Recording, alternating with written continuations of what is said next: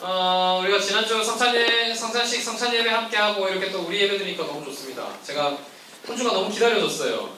여러분들 어땠는지 모르겠습니다. 지난주 성찬 예배할 때 좀 즐거웠나요?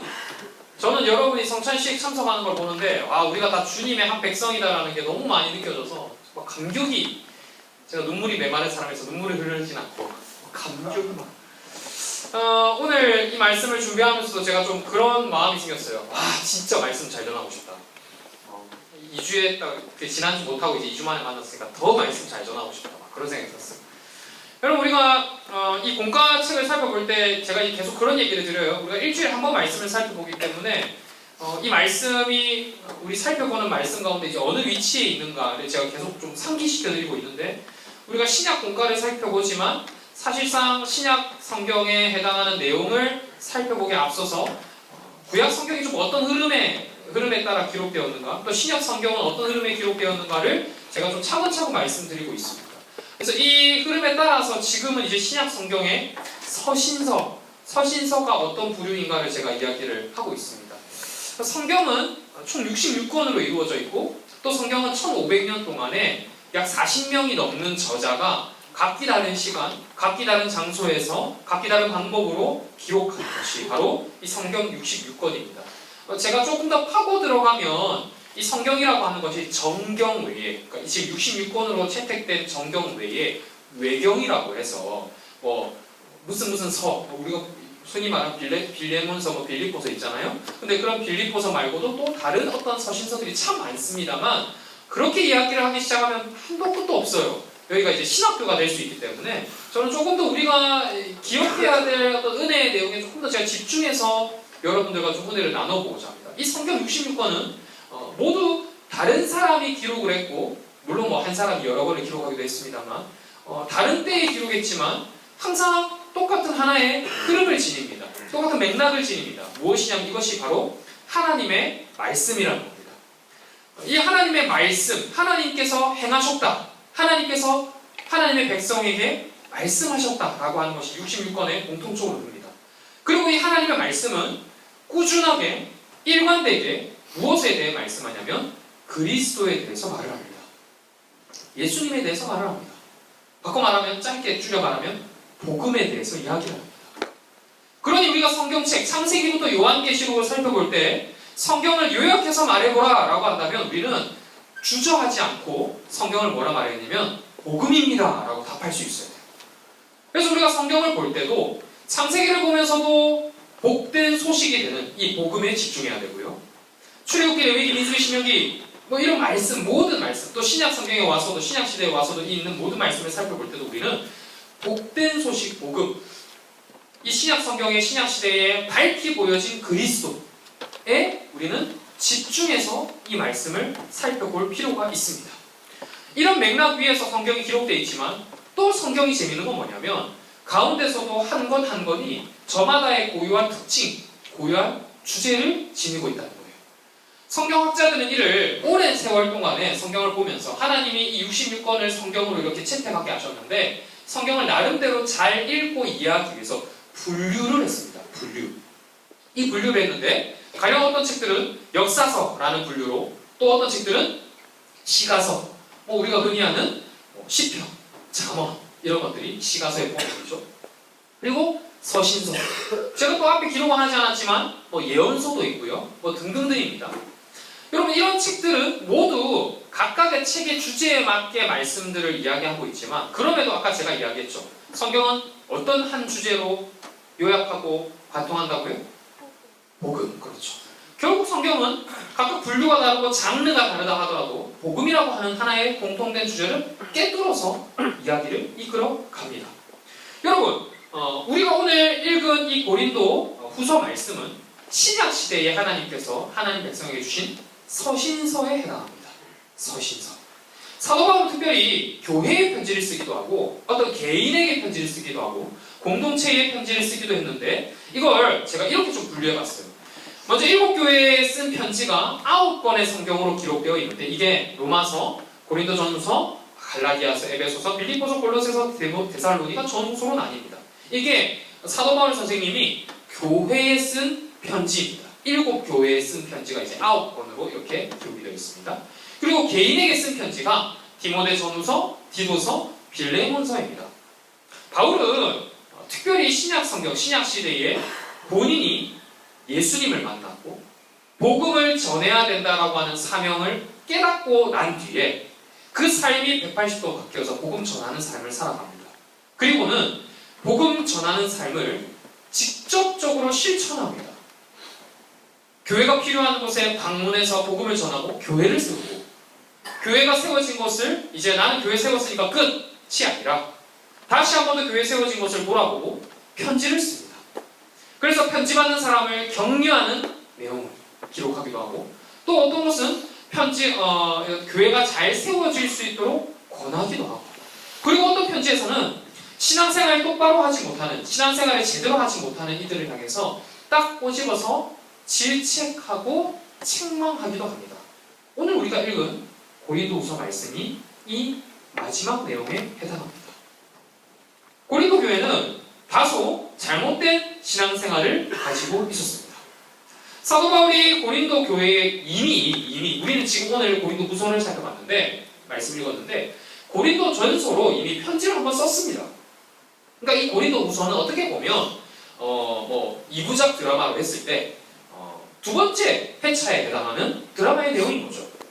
첫 번째 회차에 해당하는 드라마 내용이 뭘까? 하준아. 그래, 밑에 뭐 있나? 나 여기 있다. 밑에 없다. 1회차 드라마의 1회에 해당하는 내용으로 사도 바울이 고린도 교회에 어떤 편지를 썼냐면, 고린도 교회가 지금 당면한 어려움, 특별히 신앙생활을 제대로 하지 못하는 이유가 거짓 교사들에 있는데, 이단들에게 있는데, 이 이단들을 믿지 않아야 된다. 그리고 너희는 지금 똑바로 회개해야 된다라는 이야기를 했습니다. 고린도 교회는 이 편지를 받자마자 자신들의 신앙을 돌아봤고 회개했습니다. 내가 신앙생활을 똑바로 해야 되겠구나 생각했습니다. 근데 사람이란 참 연약하죠. 악한 존재입니다. 그러다 보니까 시간이 조금 지나니 다시 죄를 짓기 시작합니다. 다시 똑같은 실수를 하고 다시 똑같은 연약함에 빠집니다. 사도 바울이 권하고 격려하고 책망했던 내용들이 시간이 지나서 다시 원상태로 돌아간 걸 보고서 사도 바울이 재차 편지를 씁니다. 근데 여러분, 여기서 이제 이 고린도 교회의 문제가 더 심화됩니다. 더 심각해지고 더 깊어져요. 문제가 어떻게 깊어지냐면, 교회 안에 장복해 있던 거짓 교사들이 처음에는 그냥 3, 3, 5 이렇게 얘기했겠죠. 저 성경, 사도 바울이 이야기하는 성경이 진짜 맞을까? 야, 진짜 고민해봐. 성경을 저렇게 해석하는 게 맞을까? 성경을 저렇게 믿으면서 내가 그렇게 살아가는 게 맞을까? 이 정도로 이야기했다면 이제는 무리를 지어서 더 큰 목소리를 내기 시작하고, 심지어는 사도 바울에 대적하기 시작하는 거예요. 그러니까 우리 오늘 지금 고등부로 말하면 이런 거예요. 처음에는 목사님 없는 데서 예를 들어 승민이가, 절대 승민이는 그렇지 않습니다만, 승민이가 우리 차이팅 모임 하거나 아니면 친한 친구 만나면 주광명 목사님 좀 이상 같은데 이런 얘기를 하다가, 이제 첫 번째 제가 한번 딱 질책한 다음에 그 다음 두 번째 얘기할 때는 어떻게 하면 승빈이가 이제 무리를 짓는 거예요. 이제 얘나 영경이 불러다가 저 주광영 목사님 분명히 이단 맞다. 저 이상한 사람, 저 맨날 아무튼 저 이단이라고. 그리고는 승빈이가 이제 선생님들 만날 때마다 저 주광영 목사님 좀 뭔가 좀 잘못됐다고. 그래서 이제 여기 막 예배 드릴 때, 말씀을 들을 때도 막 여기 무리를 지어서 저 사도 바울, 저 주광영 목사는 분명히 비정상임에 틀림없다라고 이야기를 하기 시작하고 반대를 하는 거예요. 그러면서 또 이 교회 안에 커다란 문제가 뭐가 있었냐면, 사도 바울은 당연히 신앙생활 하는 가운데 봉사도 하고 헌신도 하고 기도도 하고 이런 얘기 여러 얘기 했을 거 아니에요. 그러면서 뭐라 했냐면, 당시에 예루살렘 교회에 또 도움이 필요했어요. 특별히 물질적인 도움이 필요했어요. 그래서 예루살렘 교회에 우리가 헌금을 해야겠으니 고린도 교회뿐만 아니라 여러 교회들에게 편지를 씁니다. 도움을 요청해요. 자, 우리가 십시일반 좀 헌금을 모아서 연보를 모아다가 저 고린도 교회, 예루살렘 교회에 좀 도움을 우리가 전달하자. 도움의 손길을 전달하자. 그런데 이거를 고린도 교회에 있는 이 거짓 교회사들이 어떻게 하냐면, 이제 승민이 그렇게 하는 거예요. 저 주광명 목사 저거 자기가 돈 착복하려고 저러다. 돈을 자기가 삥땅 치려고 지금 헌금하라고 하는 거라고. 분명히 나중에 검사해보면, 예를 들어서 1,000만원 헌금 모였을 때 700만원만 예루살렘 교회 갖다 주고 300만원은 자기 인마인 포켓 할 사람이라고 이렇게 이제 얘기를 하기 시작하는 거예요. 근데 여러분, 이 모든 내용들이 참일까요? 거짓일까요? 당연히 거짓이죠. 사도 바울은 자신의 개인의 이익과 개인의 목적을 위해서 헌금하라고 말한 적이 단 한 번도 없습니다. 또 사도 바울은 자신의 어떠한 입지와 자신의 명예와 자신의 어떤 신분을 위해서 자기가 인정받고 싶어서 말씀을 이야기하지도 않았습니다. 이런 극명한 온도차가 있었어요. 사도 바울과 고린도 교회 안에. 여러분, 이 사도 바울이 심각하게 어떻게 해야 되는가 고민을 하다가 고린도 교회 성도들을 따끔하게 다시 한 번 더 야단치고 지금 같은 신앙의 혼란을 겪는 게 그리스도 안에서 바람직하지 않다는 걸 알려주기 위해 이 오늘 말씀으로 편지를 씁니다. 근데 여러분, 여기서 저는 좀 이런 생각이 들었어요. 제가 좀 이런 질문을 해볼게요. 나는 남이 나한테 야단치는 거 나 너무 행복하다 이런 사람 있어요. 그걸 뭐라 그러죠? 마조라고 합니까? 뭐라 합니까? 뭐라 하죠 이걸? 마조이스트라고 합니까? 맞습니까? 제가 모르겠어요. 그 표현을. 아무튼 간에 왜 그런 거 있잖아. 남이 때려주면 희열감을 느끼는 사람. 막 남이 막 욕하면 좀 더 해줘. 막 이런 사람 있어요. 내가 지금 잠깨라고 가는 거야. 잠깨라고 가는 거야. 막 목사님이 가다가 막 뒤통수 때려주면 오른쪽도 때려주세요. 오른발 때리면 왼편도요. 막 이런 사람 있어요? 없잖아. 누가 나 때리면 기분이 어때요? 나쁘죠. 누가 나한테 야이 삐삐삐삐삐삐 아이야 하면 기분이 좋아요, 나빠요? 나쁘죠. 기분이 나쁜 게 당연한 거예요. 여러분, 지금 고린도 교회에 사도 바울 선생님이 편지를 썼을 때 고린도 교회 성도들이 기분이 좋았을까요? 나빴을까요? 당연히 나쁘죠. 여러분, 지금 고린도 교회가요 편지를 받고 나서 사도 바울 선생님이 우리 잘못했대, 빨리 회개하자, 화이팅. 여러분, 이랬으면 이 정도의 잘못도 안 했을 거예요. 이 정도 잘못한 사람들은 누가 너 잘못했어라고 하면 그게 귀에 안 들려, 눈에 안 보여. 먼저 방어 기제부터 딱 생겨나요. 뭐? 지금 사도 바울이 뭐 지는 잘났다, 얼마나 잘났다고? 지는 뭐 신앙생활 열심히 하면 뭐 얼마나 열심히 했다고? 자기도 뭐 헌금하라 해놓고 삥딱 칠지 안 칠지도 모르고 뭐? 삥딱 쳤다고 이미? 뭐 이럴 그런 상황인데 어떻게 그렇게 귀에 들어오겠어요? 여러분, 이거를 충분히 이렇게 일어날 상황에서 여러분, 이걸 저는 또 이런 식으로 해봤어요. 그럼 여러분, 이런 상황 속에 사도 바울은 어땠을까요? 고린도 교회 소식이 들려와요. 사도 바울은 오히려 손가락질한대요. 사도 바울은 하나님의 말씀을 전했을 뿐인데, 그래서 편지를 썼을 뿐인데, 고린도 교회는 오히려 더 거세게 반항하면서 더 거세게 사도 바울을 거부한대요. 여러분, 사도 바울 입장에서 억울할까요? 억울하지 않을까요? 저라면 답답해서 미칠 것 같아요. 저라면 막 분통이 터질 것 같아요. 와, 저 자식들이 내가 사랑해서 편지를 썼지, 미워서 편지를 썼, 이런 마음도 생기고, 뭐 저 자식들이 내가 돈 그거 300만 원 가지고 아유 진짜 화가 날 수도 있을 것 같다. 여러분, 제가 사도 바울이라면 고린도 교회에 고린도 전서, 고린도 후서 쓴 다음에 너무 마음이 낙심해가지고 고린도 후서 한 6장, 7장, 8장, 9장, 10장, 11장 한 45장까지 편지 쓰면서 이렇게 얘기했을 것 같아요. 저 고린도 교회에 있는 김아무개 집사, 너는 저주받을지어다. 저 고린도 교회에 있는 안모 집사, 너는 근육만 있으면 다냐? 저 고린도 교회에 있는 김모 집사, 너는 찬양만 열심히 하면 되냐? 다냐? 막 이렇게 저주를 쓸 거예요. 막 나라면. 근데 여러분, 사도 바울 선생님이 이런 가운데서도 고린도 교회를 향한 사랑을 아끼지 않아요. 이랬는데도, 이런 상황인데도, 이렇게 억울한 일을 당하는데도 복음을 향한 걸음을 멈추지 않아요. 여러분, 사도 바울 선생님이 이렇게 했던 이유가 있어요. 이유가 있어요. 한번 띄워주시겠어요? 한번 읽어봅시다. 자, 읽어봐. 고개를 들고, 눈을 열고, 눈을 뜨고, 고개를 들고 앞을 보자. 한번 읽어볼까? 자, 한번 읽어봅시다. 시작. 사도 바울의 목적이 고린도 교회 성도들의 마음과 기분이 아닌 신앙에 있었기 때문입니다. 여러분, 이게 너무 중요해. 봐봐요. 사도 바울의 목적이 고린도 교회의 성도들의 그 마음과 기분에 있었으면 자기 기분도 나쁘고 그 사람들 마음도 나쁜 이 일을 굳이 할 필요가 없죠. 아니에요? 저는 너무 지금 쉬운 얘기를 하는 거예요. 저도 사람이고 여러분도 사람이고 사도 바울도 사람이고 그 교회도 사람이잖아요. 나쁜 이야기 하는 건데, 기분 나쁠 법한 이야기를 하는 건데, 근데 사도 바울 선생님의 주 초점은 메인은 거기에 없었다고요. 거기에 초점이 안 맞춰져 있으니까 사도 바울 선생님은 이 신앙에 초점을 맞추고 있으니까 그 사람들이 기분이 나쁘다 하더라도 복음을 전하더라는 거예요. 복음을 전하기 위해 그 도시를 방문하고, 복음을 전하기 위해 교회를 방문하고, 복음을 전하기 위해 그 사람들을 만나서 복음의 내용을 권면했다는 거예요. 여러분 여기서 오해하면 안 됩니다. 제가 지금 이야기하는 게 복음만 중요하고 그 사람들의 기분과 마음이 안 중요했다는 얘기를 하는 게 아니에요. 오해하면 안 돼요. 주광명 목사님은 사람 기분은 하나도 안 따지고 맨날 복음만 말하다. 여러분 그런 게 아니에요. 저도 감정이 있는데 어떻게 제가 그렇게 하겠어요. 그게 아니라고. 오히려 사도 바울은요 굉장히 섬세한 사람이었어요. 저처럼. 저 굉장히 섬세한 사람이잖아요. 사도 바울도 굉장히 섬세한 사람이었어요.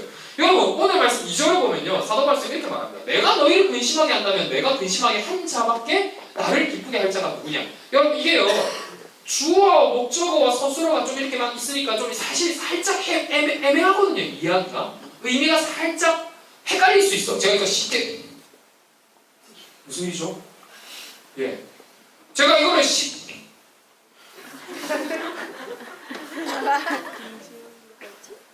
여보세요? 네, 괜찮죠? 제가 이걸 쉽게 예, 뭐 저는 계속 할게요. 제가 이거를 쉽게 말하면 이런 거예요. 무슨 말이냐면 지금 사도 바울이 고린도 교회 성도들한테 편지를 쓰는데 사도 바울이 고린도 교회 성도들의 기분을 나쁘게 해서 낙심하게 하는 것에 목적이 있었다면 그러면 내가 사역하는 것에 있어서 기쁨이 있겠냐라는 걸 지금 이렇게 말하는 거예요. 내가 근심하게 하는 게 목적이었다면 근심하게 할 너희로 인해서 내가 기쁨을 누릴 수 있을까? 못 누린다 이 말이죠. 정말 고린도 교회 성도들이 소중한 존재이기 때문에 정말 귀한 존재이기 때문에 내가 너희들과 멀어지고 싶지 않아. 너희들 나한테 소중해. 지금 이 이야기를 이 2절 말씀으로 하는 겁니다. 여러분 그럼에도 불구하고 사도 바울은 신앙에 대해서 따끔하게 이야기해야 했습니다. 우리의 죄를 사해 주시기 위해 예수님이 이 땅에 오셨고 죽으셨고 부활하셨고 그래서 나를 부르셨고 내가 지금 이 일을 왜 하는지에 대한 이유가 명확했습니다. 여러분 이걸 우리에게 적용해 볼 때 이는 역설적으로 우리가 여기 이 자리에 모인 이유, 우리 모임의 중심이 되는 복음에 대해서 집중하게 합니다. 여러분 상처투성이인 사람들이 모였습니다. 교회는 여러분 제가 좀 환상을 깨뜨려드리면 교회는 사실은 완벽한 곳은 아니에요. 교회가 어떻게 완벽한 곳일까요? 저희 어머니가 마음이 굉장히 좀 심약하셔서 때때로 그런 얘기를 참 많이 하셨어요. 광명아, 엄마가 교회를 옮길까 한다. 어머니 왜요? 이제 한숨 한번 들어보면 알 수 있어요. 무슨 집사님이 그랬어요? 어느 권사님이 그랬어요? 아니 그게 어머니 말씀 들으면 다 이해가 되죠. 여러분 교회가요 상처 있는 사람들이 모였잖아요. 죄인이 모였잖아요. 시작이 교회의 완벽함에 있지 않아요. 시작이 완벽한 사람들에게 있지 않아요. 죄 지은 사람들이 모였습니다. 연약한 사람들이 모였습니다. 너도 나도 위로받고자 하는 사람들이 모였습니다. 그러니 교회는 사실은 위로해 줄 수 있는 사람들이 모인 곳이 아니라 너도 나도 다 개인적이고 이기적인 사람들이 모여서 위로받고자 하는 곳이 교회입니다. 그런데 왜 교회가 복된 공동체가 됩니까? 교회에 복음이 있기 때문이죠. 여러분 복음이 없으면 우리는 세상과 다를 바 없이 여기도 똑같이 상대방을 짓밟고 일어서는 곳이 되고 말 거예요. 근데 왜 우리가 교회는 더 세상보다 다른 사람을 세워줄 수 있을까요? 복음이 있으니까요. 여러분 복음 앞에 우리는 모두 낮은 자가 됩니다. 복음 앞에 우리는 모두 죄인일 수밖에 없습니다. 복음 앞에 우리는 모두 죽은 사람이 될 수밖에 없습니다. 복음을 만나고 나면 내가 나의 것을 자랑할 수 있는 게 아니라 복음만 자랑하게 됩니다. 복음으로만 모이게 됩니다. 그러니 모여서도 복음을 이야기하게 됩니다. 그러니 모여서도 우리가 복음에 더 집중하고 복음을 더 자랑하고 복음으로 교제하게 됩니다. 우리가 모였을 때 세상 이야기만 하고 수능 이제 11일 남았습니까? 10? 맞습니까? 11일? 네. 수능 11일 남았으면 한숨이 나오겠죠. 근데 11일 남은 동안도 나는 또 예수님 11일 동안 더 잘 믿어져. 수능 끝나면 내 인생 끝난 건 아니잖아요. 수능 끝나고도 잘 살아있는 사람이 많아요. 이게. 우리 안에 이 믿음과 이 고백이 있어야 돼요. 사랑하는 고등부 여러분, 저는 그런 의미에서 우리가 우리의 맷집을 더 단단하게 만들어가야 한다고 말씀드리고 싶어요. 복음이 우리를 생명으로 이끌었다면, 그래서 복음이 우리를 영원한 생명으로 이끌어감을 믿는다면, 그래서 우리가 복음이 우리의 큰 가치를 믿는다면, 여러분 복음을 위한 아픔을 감수할 수 있어요. 복음을 위한 나의 모난 부분을 깎아내고, 복음을 위해 나의 욕심과 나의 즐거움을 내려놓고, 복음을 위해서 때로는 따끔한 겉면을 할 수도 있고 겉면을 들을 수도 있어요. 어떤 사람이 불구덩이를 향해 가는데, 어떤 사람이 죽음을 향해 가는데 너 그래 잘하고 있어라고 말하는 사람은 방종이죠. 무책임한 거예요.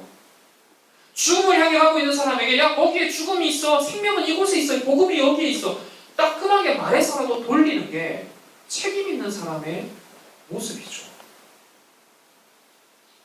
사도 바울이 이 복음의 맛을 알았기 때문에 복음으로 건면했습니다. 여러분 제가 여기서만 딱 끝이면 굉장히 T스럽다고만 이야기를 할 것 같아요. 저는 F의 감정도 가지고 있어요. 사도 바울 선생님도 F의 감정을 가지고 있었어요. 굉장히 따뜻했습니다. 저도 따뜻해요. 여러분 오늘 말씀 7절과 8절을 보면 이렇게 얘기를 합니다. 띄워주시겠어요? 그런즉 너희는 차라리 그를 용서하고 위로할 것이니 그가 너무 많은 근심에 잠기다 조용하노. 그러므로 너희를 권하노니 사랑을 그들에게 나타내라. 여러분 이게 병주고 약주고 아니에요. 이성적인 말해놓고 따뜻한 말하는 게 아니에요. 사실은 그런 게 아니라 사도 바울의 이 마음에는, 이 사명에는 뭐가 있냐면 복음이 있고 사랑이 있는 거예요. 복음이 있고 사랑이 있어서 그 사랑으로 상대를 품고 복음을 이야기하는 거예요. 하나님의 사랑이 우리를 용서할 수 있으니, 우리를 용서했으니 우리 또한 서로를 향해서 손가락질하거나 정죄하는 게 아니라 서로 사랑하는 것. 이 사랑을 해야 한다고 사도 바울이 지금 이야기하는 거예요. 사랑하는 고등부 여러분, 우리 안에 복음이 있습니까? 복음이 우리를 그리스도인 되게 하셨음을 믿고 고백하고 그렇게 살기를 원하십니까? 우리 공동체가 그렇게 복음의 공동체가 되어가길 소망합니다. 내가 드러나는 게 아니라, 내가 나를 자랑하는 게 아니라, 나는 다소 복음 앞에서 낮아지더라도 서로를 세울 수 있고 서로를 권할 수 있고 옆에 자면 일어나라 할 수 있고, 그게 짜증날 일이 아니야. 옆에 애가 때 깨울 때마다 니 그만 깨워라! 사랑하니까 깨우지! 이렇게 말할 수 있어요. 또 화내면 니 저번 주 말씀 안 들었나? 사랑하면서 깨워요. 사랑하면서. 그렇게 사랑의 공동체가 되어가요. 복음으로 하나되는 공동체가 되어가요. 사랑하는 고등 여러분, 복음 앞에서 다른 것 중요하다 하지 말고 우리가 복음의 가치를 더 중요하게 여기고 복음 중심으로 살아가는 고등부가 되기를 축복합니다. 우리 이 찬양 함께 고백하기 원합니다. 우리 예수 사랑합니다. 사랑합니다. 온 마음 다하여 라는 찬양인데, 우리가 좀 이 찬양 고백하면서 더 주님을 겸손하게 고백하고 더 하나님 사랑하겠습니다 라는 고백으로 하나님을 우리 더 깊이 묵상하고 함께 좀 고백할 수 있으면 좋겠습니다. 예수 사랑합니다. 예수 사랑합니다. 사랑합니다. 온 마음 다하여 오직 주님 한 분만 간절히 원합니다. 예수 사랑합니다.